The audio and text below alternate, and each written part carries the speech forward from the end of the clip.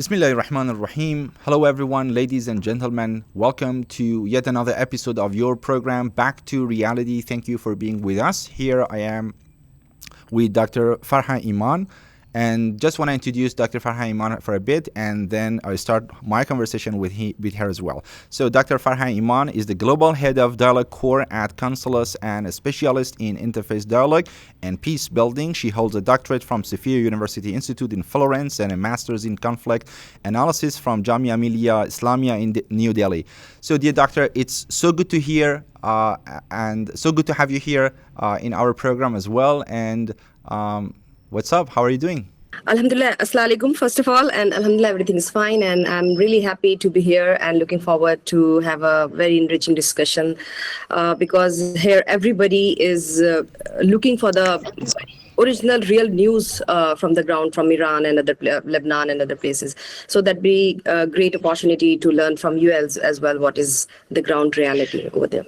Exactly. I think the whole world right now these days are like scrolling up and down their fuse need, and the whole world is in shock for like months, I would say. And the usual suspects behind all of this stuff, the usual suspect actors are involved in this. We're going to deal with this as well. So again, let's just cut to the chase. How would you assess the current war, the second phase of the U.S.-Israel war against Iranian people, and the first one? And who has the upper hand? So right now, the moment we are recording this, we have had the negotiations between Iran and United States in Islamabad, Pakistan. But before that, we had the war. So how would you assess the war between Iran and United States? Who won the war, basically? Yeah, actually, this question is is so much asked on internet and news that who is the winner of this war right now. So I think that actually, personally, I believe that there is no winner in the war because both sides lose, and secondly that. It is not easy to judge a war at this stage because we are still into this fragile ceasefire, and the war is, being evaluated at several fronts. So maybe at one front, Iran is doing very well, or maybe we can see that it is winning. But at other front, we also need to see the different fronts. For me, I think that we cannot judge. At this stage right now, but at the same time, I would say that if you look at this strategically, if you look at the regional influence and gaining the world's population support, then yes, undoubtedly Iran is winning, and it has won the heart of the people by taking stand against the evil forces. But at the same time, if you look at but how we analyze the war, we analyze that it should achieve the desired objective. So the desired objective of this war for Iran was not to change the regime. And yes, I think it has been, till now, it has been able to do it successfully, and not to give up on the nuclear programs, whatever they have, or whatever the stage is, or whatever the conditions are. So I think at this stage, yes, Iran has been successful. But if you look at the 10 points, which all those which Iran presented, but Iran has not been able to get their demands fulfilled in the peace negotiation yesterday. From last 21 hours they were discussing. So at this front, I think we cannot say exactly that Iran has won the war, or because I think it is still going on, and maybe in future it might turn into a kind of a Cold War situation, or maybe it might resume. So I think it is too early to say. And if you look at the Israeli front, then I think Israeli has not won till now what it wanted from this war. But if you look at the to some extent in Lebanon, it has got what it wanted to some extent by occupying the land and creating the havoc in the life of Lebanese. And so I think in Lebanon it might get to some extent, but in Iran it did not. And if you look at the US, then I think it lost everything.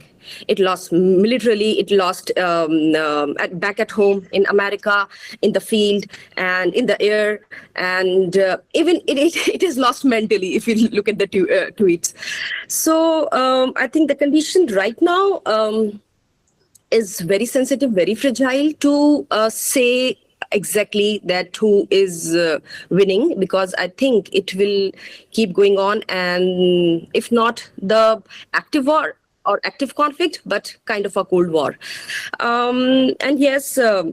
But yes, of course, Iran got the leverage in the regional politics and the world politics, and it can be Iran can use it in future for its benefits and to have some say in the world politics. And so right now, but apart from that, if you look at the people's the world population heart and their emotions and feelings, yes, it has won the heart of people by taking stand. What people wanted to see to that someone should stand against Israel. So in that case, yes. Thank you so much. So, dear professor, speaking of objectives of the war, normally I thought that the country who start and initiate the war should declare the objectives of the war, mainly United States and Israel. But I think United States failed to specifically, even his allies was like criticizing them that what is the exact objective of the war? Was it so in your opinion, what was the root cause of this war, at least the second war, that the United States started attacking directly, not just by defending Israel, but attacking Iran and starting attacking Shajar Tayyib, I would say elementary school in Minab, and killing 167 students there, and targeting the supreme leader of Iran and other commanders in chief. So first they would say we wanted to decapitate the Iranian authorities. Then they changed it to we wanted to engage with stopping Iran from getting the nuclear weapon. But in the first war, Donald Trump mainly explicitly, numerous times said we have done with the nuclear weapon. We have achieved our objective. Again, they attacked it. So I'm just receiving this contradiction between another objective, for example, was that they wanted to obviously do with Iranian rogue regime, because Iranian was killing, I think, like 50,000. It was like another Holocaust. They just call it as a number, 50,000 people during unrest, which Iranian officials basically said it was like 300 people. Like so many of them were like police from the police sites and security sites as well. So what was the objective exactly here, and do they achieve the objectives here? Are you asking about the Iran, or are you asking about the US Israel that who achieved? About the United States and Israel as well. Yeah, well, I would say not exactly. See, the discussion which is going on in the international relations, right, in the international forums right now, that it was about the nuclear. It is about that at some point it was about the regime change. Some says it is about oil and Israel expansion of the land, and some just to gain control of the land for China, to access China and Russia and other powers. So how much Israel has influenced United States to initiate and starting this war? Was it just because of the Epstein file and the thing that we have here in social media, tabloids and news feeds, or it's something deeper than that? Like Israel has threatened by the October 7 and the first part of the war, the first phase of the war. What is the real, I would say, goal for Israel to bragging United States into this war? The war that Donald Trump initiated, but we know that as a fact that no other president in the United States wanted to start a war with Iran, and somehow they wanted to make peace through negotiations or keep and maintain the peace in the region, not starting war with Iran. Well, I think that nobody talks about it openly, but it is not wrong to say that America is a slave country. And slave does not mean a black slave or the history of the black slaves, but slave in the sense that it is a country as a slave. And slave, I would say that slave of Israel or the Zionist, not a, yeah, I mean, Zionist with the right term. So they have overly used the concept of freedom just to shadow the reality that actually they are being sold to Israel. Their elites, their leaders, they have been sold to Israel for their personal benefits, maybe, or maybe for the some bigger benefits.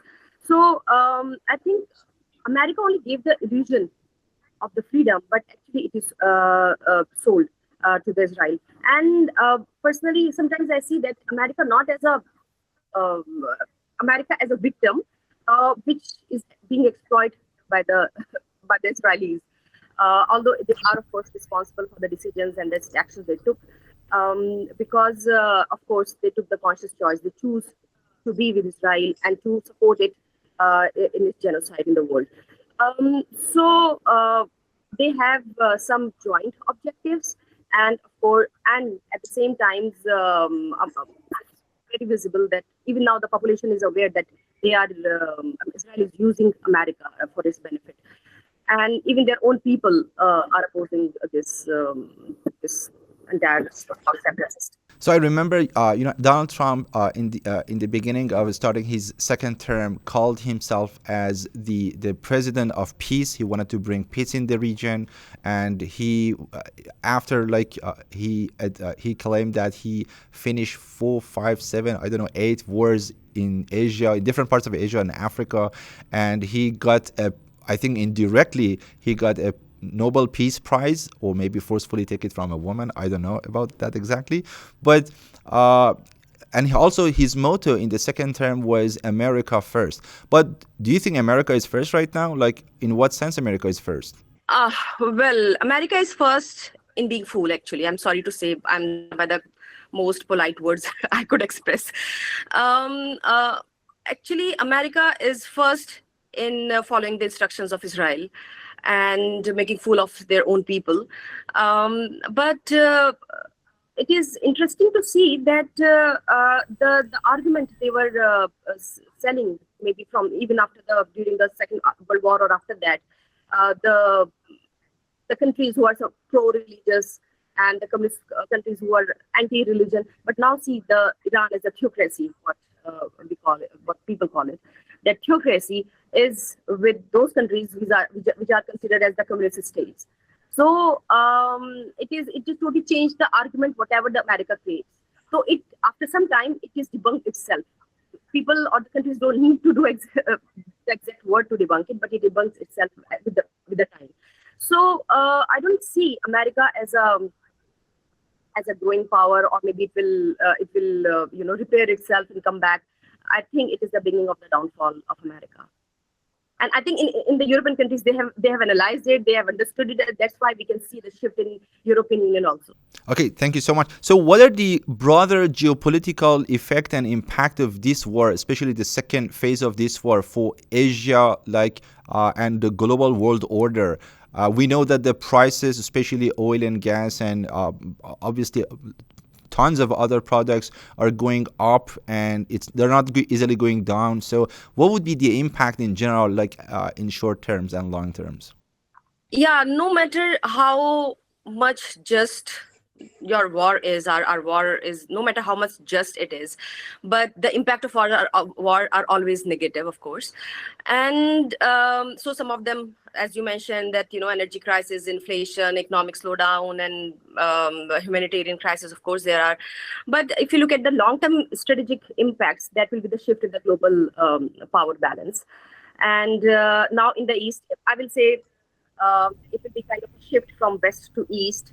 We have Russia, we have China, we have Iran, and maybe India. Let's see how it will move forward. And Iran has proven its worth along with these countries.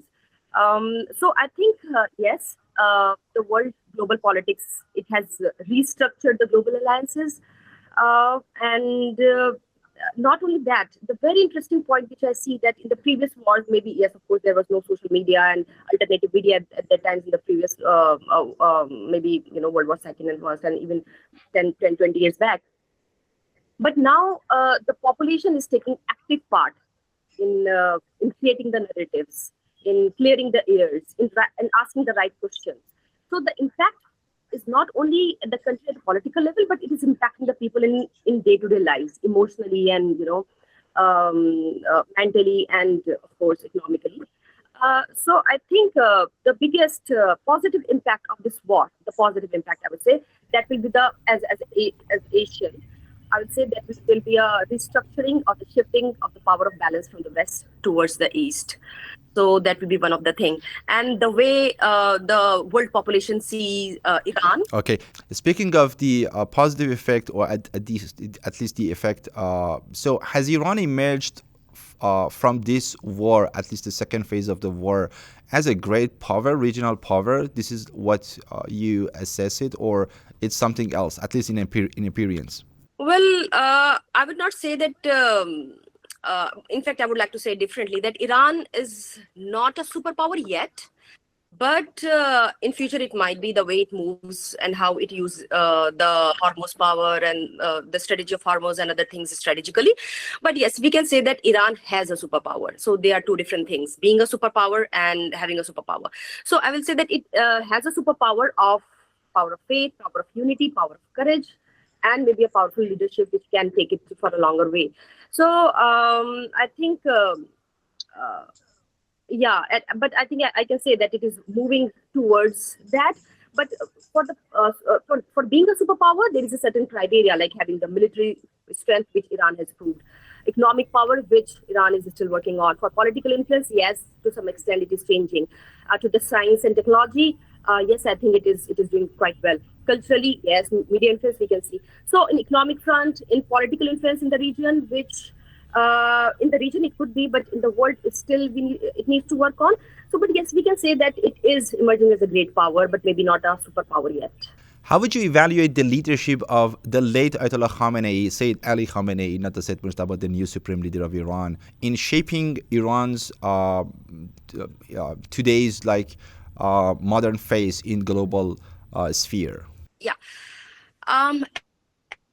Actually, I was first. If I tell you, my personal experience was when I was in Qom and Tehran and other places. I think I was in Qom and I went to the house of the first supreme leader. I think so, and I saw and I met people. Imam Khomeini. Yeah. Yeah. So I discussed with people, the taxi drivers, the what do you say, the non-farosh, and some women on the who were selling in the market. So my main focus was to interact with the people and to learn about the culture and. So I realized that people are very much politically aware in comparison to other South Asian countries about their leader, about their culture, about everything. They are aware what is happening in other countries of the world. So I found them very aware about their leadership, and I found them they love their leadership, and it does not mean that it is like kind of blind love. It is like objective. They know what things are good and what is not, which are not. So I realized that good number of population was praising their leadership at that time, and Iran leadership. And what I have seen in current days, especially on social media, what I have realized that millions of people are praying, especially in South Asian countries and other countries, that to have such kind of leaders, what Iran have right now. And a leader represents the society. So if you have, even after the death of the Khamenei supreme leader, even the second layer of the leaders, they took the country very effectively during the war period, which was very, in the beginning we were thinking, oh, I don't know what will happen now after his death. But the second tier of leaders, they took the country and during the wartime amazingly. I think it is something very inspiring to see in South Asian countries. And apart from that, I think I read a long time back about the philosopher king as described by the Plato. So I see that people of Iran see their leadership like that, a philosopher king with a spirituality. So that was amazing to see. So one of the shocking thing that I have personally seen, war is shocking, obviously, and everything has happened and is happening in war are like not something to easy be digested by people's mind and soul. But one of the things that was interesting was one of the tweets of Donald Trump that gave Iran a deadline, and he threatened Iranian civilization to be wiped out of the face of the planet. That was this sort of genocidal language that even his allies were saying, that's too much, bro. That's, you have to take care of your tweets and whatever you are doing over there. So what does these sort of tweets, when he in a naked, I would say, language threatens country, not even like the officials, people involved in the country, but ordinary people, what does this sort of actions tell you about the true nature of their objectives and intentions of starting the war? Is it because in the beginning of it, Donald Trump was saying to Iranian diaspora that we're going to help you, we're going to, I don't know, release you, make you free, but again, Donald Trump is not just United States Army and troops. They're not hitting the military camps. They're hitting the civilians. That all people know it. The footage is out there. And so what's your assessment on that as well? Um, well, when you have some agenda, when you have some clear agenda, then you know what you have to say, then you know what you have to do, then you know what you are going to deal. When you do not have any agenda, when you are just following and you do not, maybe you do not agree with the orders you are getting from your seniors, Israeli elites. So then he needs to create some noise that he's doing the work as he was told by his bosses. So I think it was just useless and baseless and senseless. And I think that the leaders represent the society. So the Trump, what he was writing, so he was representing those who supported him. Then we saw that even that narrative, the MAGA thing, it is also falling back. So I think that is it was just to create the noise, just to win over psychologically, which Iran and the other countries understood that actually it is nothing but just a noise. So yeah. Thank you so much. So, since I know that you were involved in interfaith and interfaith dialogue and peace building activities, and you talk obviously with other people in other faiths and religions. So, another shocking scene in this war was that last week we have heard that one synagogue in Tehran was hit and targeted, and the footage is out there, but it didn't get much of a coverage from the Western media. I assume that Jews in Tehran are different from Jews in Tel Aviv or New York. So how do you think that these sort of activities are supported, backed, or happened by accident or not accident from Israeli troops or United States troops are helping in making a sort of constructive peace building within the region, or establishing peace within the region? And do Jews feel safer after these attacks, like overall in general in the region? Well, I think, when we talk about interfaith dialogue, then most of the time this argument is given by those who not support, those who are against the interfaith dialogue. They say that actually it is always the religion which have created the conflict in the world. And this attack has proved actually it is not about that. It is not about the religion. Those who are from the same religion, they are attacking their own synagogues, or you can say their own people of the same religion. And we can see that what the Pope said. He spoke against the attacks of Israel and this conflict, and the attack on synagogue. And so differently, and the population from the different religious background, they are supporting and they are talking against the evil forces. So for peace building, I think this is, for the dialogue also, for interfaith dialogue also, there is always a time. And during the conflict, it is not the time for the dialogue, for interfaith dialogue. It comes when the ceasefire happens and the de-escalation happens, and then people are ready, start building trust on each other, then this kind of dialogue happens. So, but yes, I think this war has united people of different faith against those who are killing people, and it has against and those who are creating the havoc in the world. So it has united the people of different religions. So this war was actually to create the problems and to break the religious unity. But I think I have seen among the people that it has actually created the unity against them. Actually, it worked. They plan and God plans better. So. Thank you. So how did you see the negotiations, the Islamabad talks, since we know that United States was like in the second or the third and the the fourth week of the war was constantly was asking for a talk. It was from the United States, everybody knows it, that wanted to start a talk. So basically they wanted to way out of this war, and it's a good thing, I guess. And it was appreciated by even Joe Kent, the former U.S. counterterrorism agent who just got out of the administration by resigning from Donald Trump's administration. So we have heard that Iran went to Iranian officials, they went to Islamabad to demand their rights, such as nuclear enrichment within the scope of the right that IAEA gave it to Iran, like, I don't know, 20%, whatever percentage is this, and getting out of United States troops of the region and the Strait of Hormuz. There should be no United States soldier here. There is no reason for that, and some other demands. And from the United States, they have other demands as well. But J.D. Vance, the vice president of the United States, he declared that Iran is not ready to make a peace.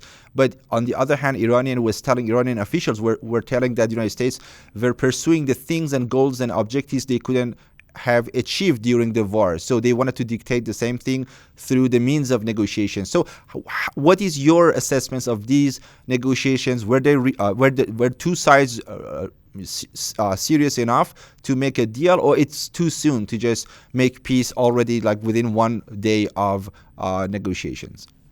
Yeah, I think that I totally agree with the Iranian officials that they are trying to achieve what they could not achieve through war, through the peace talks, not the peace talks, but yeah, you can say the deal talks. But I also see in a way which we have seen in the American movies, which is very visible, the playing of the good cop and the bad cop. The Israel kept attacking Iran. Even in 1 hour, it attacked like 100 attacks.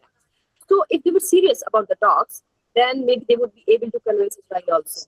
But I think it was more playing like a good cop and a bad cop. Okay, though now one party is coming to the table, but the other party is not agreeing or following the rules which it has. So it was again the kind of receiving act. And it was not, whenever you come to the table to have a peace talk or discussion, in the beginning, you should have this genuine trust. Actually, the other party also wants a certain level of agreement. But when they were going to the table from both sides, from Iran also, they said that we are going with the least trust or something, some such kind of phrase, and same with America. So and they were thinking that maybe we are having this conversation in Islamabad, and in Islamabad, which is of course have a backhanded by the USA. I'm not saying this because I'm Indian, but yeah, it was in the news and it was shown in the his tweet also, the government tweet also, that it was given by the by some of the government.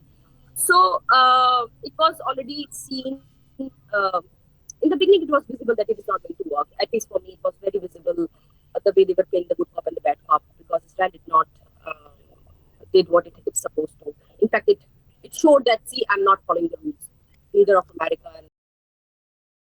Some people would see United States and describe United States as a falling empire, like an empire which is on the verge of being, I don't know, I would say on the verge of decline, or on the verge of getting hit towards a certain point that cannot make wise decision internally and internationally, like British colonial empire. So would you say so? Yeah, I think I would agree to some extent, especially when I look at the education system. I would be even a little bit optimistic if the education system would be doing good. But when we look at the public education system in America, which I closely studied for several reasons, for my research and other purposes, I see the level of reading and writing among the children, the kind of discussions they are having in school, the kind of focus giving to mathematics or to science, it is declining day by day. So I see that it is going down. And again, the leaders are the reason for that, because they are not giving enough focus to the education and enough funding to the education, and especially on the kids. I think recently there was a news that Trump has taken out some money from the healthcare and from kids education or kindergarten policies, which was funding by the states of America. So, and they have pulled that funding and put in the military endeavors. So if the education system will be similar, then I think it will go towards the fall. It seems so. I know it's difficult to predict the future, but what would be the possible future scenario for this war, and what would be the factors involved shaping that future? Oh, yeah, it is difficult. It is so complicated. But I think as we see that it is restructuring the global alliance. So I see that the European Union will also face the burnt. In what ways I do not know yet, but it will face the burn by the Israel and by the America in whatever ways they could. And yes, people will take Iran seriously at international forum, and they used to take seriously before also, but not that it could do anything. Now they can, they will have different kind of leverage. Iran will have a different kind of leverage at international platform. And as I said previously, that it will focus, it will do the power shift from west to east. And especially with the energy crisis, which the Asian countries, of course, they are facing a lot. But I think there is a different kind of resilient in Asian countries to deal with such crisis. Maybe because of they are still developing, underdeveloped, and they have alternative modes to avail the energy from different ways. For example, there are different household house helps. They told me that because of the gas prices, they have risen and they are unable to get the gas, so they have choose alternative ways to cook food in their kitchen. So in Asia there are alternative ways people can, but if you go to the European countries, especially the cold countries, and the Gulf countries, which are hot regions. So if the energy crisis will keep going on, or the hormones or these things will keep going, it will impact their economy, it will impact the way they live. But I mean, it will, with time, if it will keep going on, it will change the things, and it will shift the power from west to east. Yeah, I think this is my understanding. I see. So would you say that in future we will be hearing more from Global South, namely people, the members of Shanghai Cooperation and BRICS, namely is like Russia, Iran, India, China, Brazil? Yes, I think so. I see that.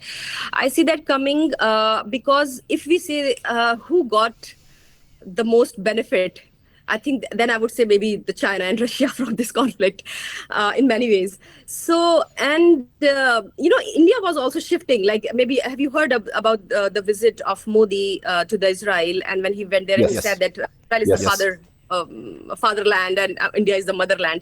So, and many people, the population of here, they were sad to see that. But with this, and suddenly this war happened. And with that, India swiftly became the soft, towards this thing, and little bit. I mean, it did not come so openly after that. Although it went to the Indian embassy of Iran in Delhi, Iranian embassy in Delhi, quite late to offer the condolences. Because in Indian parliament there was an uproar that why don't you do this, and this is the right thing to do. The position was attacking the current government, so they went quite late. But I think it will change if Iran will keep getting the power in a different ways, maybe through Hormuz, taxation of those ships who will cross the sea like this. Then I think it will not only change the perception of East, but also it will change the Muslim population living in as minorities in Asian countries. So, which they were expecting from the Gulf countries, and they could not achieve through the Gulf countries, but maybe they will have this kind of sense from the Iranian country. Iran. And I have heard that India, for the first time after 7 years, has imported oil from Iran. So, and people here in Iran is saying that the sanction, because of the sanctions, they could not, import the oil. So many people would say in Iranian,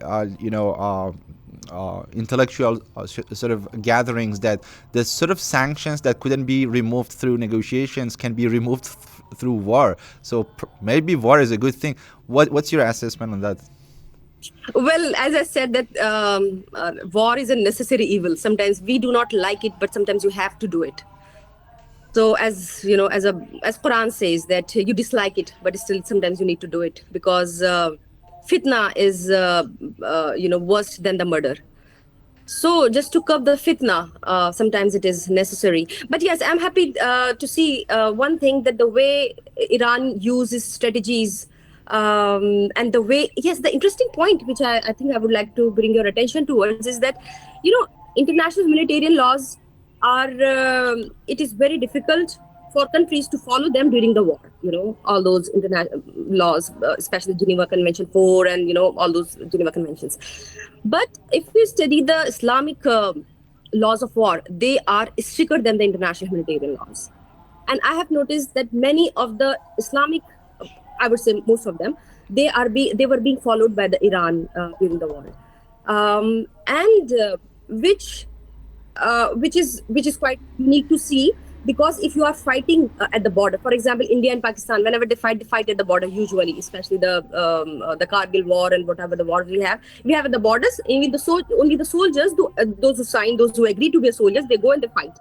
But this kind of a war, like which is recently going on, the air strikes on the civilian buildings and this and that. So this is it is very difficult to follow the international humanitarian laws, let alone the Islamic laws of war to follow. But Iran did it. So I think. Sorry, I just got lost. What was your question about India? Can you just repeat? No, you're definitely responding to the question. I was saying that, so Iranian people would say that it sometimes war brought us something good and blessings, such as having, financial relationship with other countries, such as India as well.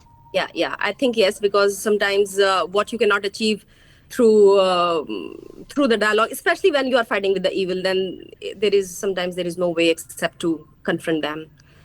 Yeah, I agree with that. Thank you so much. I enjoyed our conversation, dear Dr. Farha Iman. Hope to have you in our future program as well. Thank you. I also enjoyed with you. Thank you so much. Thank you. Take care. Thank you, dear audience, dear ladies and gentlemen. Till another episode. Wassalamu alaikum wa rahmatullah.